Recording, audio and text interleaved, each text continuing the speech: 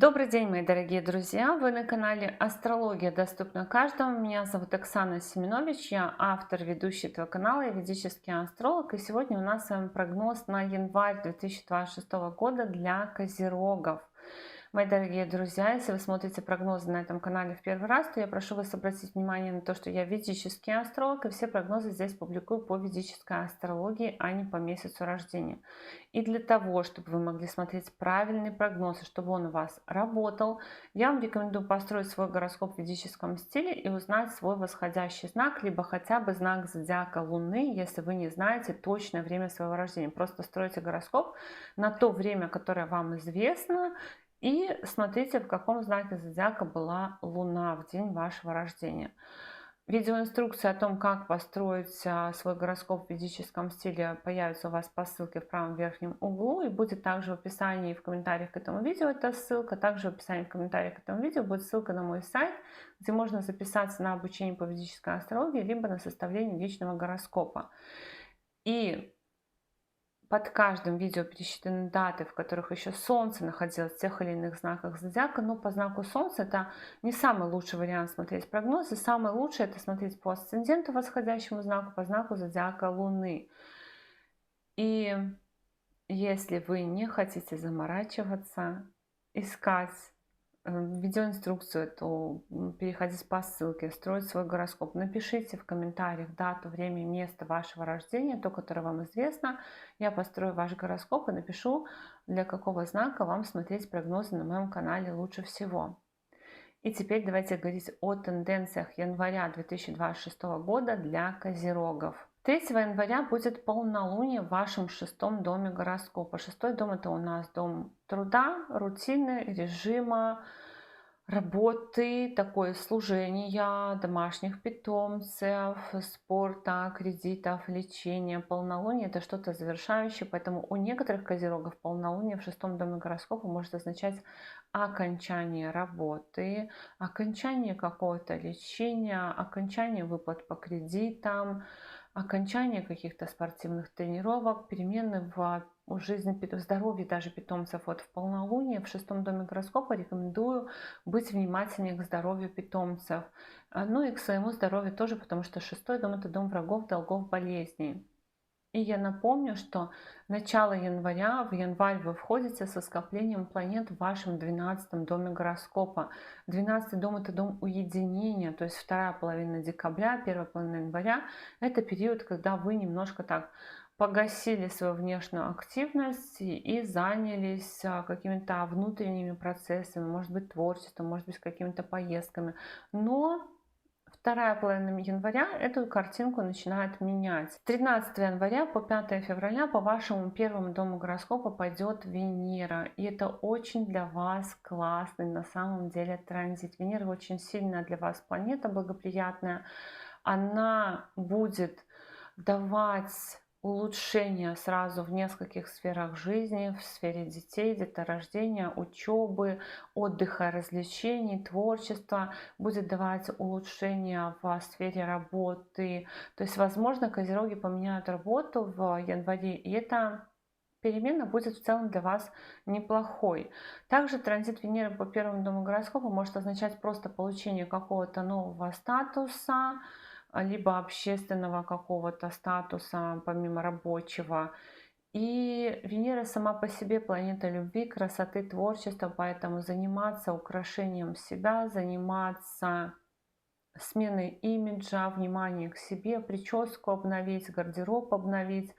Но и аспект на седьмой дом брака и личной жизни планеты любви, поэтому у некоторых козерогов может быть шанс у одиноких познакомиться с кем-то, пофлиртовать, начать отношения. Я бы даже рекомендовала на эти периоды, если вы не в отношениях и у вас это обычно в фокусе, но в последнее время было не в фокусе, то на вторую половину января запланировать себе какие-нибудь мероприятия типа походов на свидания, либо хотя бы на какие-то выставки, концерты и так далее. С 14 января по 13 февраля будет в вашем первом доме гороскопа Солнце. Солнце, вот оно пробуждает нашу внешнюю активность на то, чтобы выходить в свет, на то, чтобы заявлять о себе, рассказывать о себе, светить. Часто такие транзиты на поиск работы, либо на походы по каким-то собеседованиям, либо на походы по каким-то мероприятиям, когда вам нужно представляться, когда вам нужно презентовать себя, может быть, какие-то публичные выступления. То есть все внимание приковано к вам. Но Солнце тут содержит еще и такую немножко опасность, потому что оно управляет 8-м домом гороскопа, поэтому нужно быть бдительнее с точки зрения каких-то рискованных мероприятий, то есть не вступать в какие-то споры, не заниматься экстремальными видами спорта, не заниматься такими травмоопасными видами деятельности. А так, в принципе, вот просыпаемся и начинаем активничать после вот этого транзита по 12 дому гороскопа, который часто бывает таким немножко застойным. С 16 января по 23 февраля Марс зайдет в ваш первый дом гороскопа. И ой, какую они с Венерой создают в вашем первом доме гороскопа. Вот в этом транзите мощную комбинацию, очень мощную комбинацию. И денежную комбинацию, и комбинацию на какие-то успехи. Марс у нас вообще здесь формирует такую тенденцию на получение подарков. Ну, кто-то из козерогов, кстати, может даже вполне себе в подарок получить дачу какую-нибудь или квартирку, или земли кусочек. Но Марс — это планета недвижимости в транзите по первому дому гороскопа, и он у вас отвечает за такие дела. Он дает возможность либо необходимость решать вопросы недвижимости, транспорта, земли, вопросы мамы. Но это все как-то очень в вашу пользу здесь может складываться что-то, что связано с решением таких вопросов. И планирование и прогнозирование своих, вот как постановка своих личных каких-то целей может быть.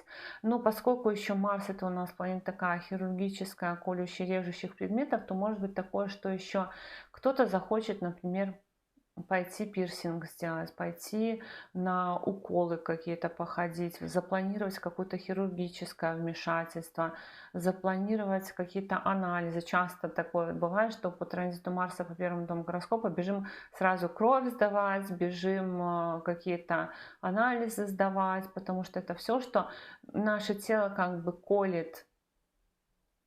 И такие желания сразу проявляются. Но в целом Марс с Венерой, вот уже когда соединяются здесь в первом доме гороскопа, очень мощно укрепление статуса, укрепление возможностей по месту жительства. Может быть, кстати, даже где-то пожить не дома немного, там арендную квартиру какую-то найти, либо гостиницу какую-то, это будет очень комфортно. С 17 января по 13 февраля еще по первому дому гороскопа пойдет Меркурий. Меркурий тоже укрепит вот это вот сочетание Венера-Марс, тоже добавит свои силы. Меркурий у вас управляет 9 домом удачи, поэтому в чем-то и удача, какие-то мудрые советы, какие-то напутствия, какие-то вот помощь, может быть, словом от отца, учителя, руководителя. И много тоже вот внимания к самому себе, к своему телу. Меркурий вот уже тоже как Марс дает тенденцию на лечение какое-то, на то, что вы можете планировать и хирургические вмешательства, и лечение в целом всего тела, какие-то планировать процедуры, спортом заниматься, то есть будет желание моделировать тело, как бы присмотреться к себе, как я выгляжу, все в таком роде.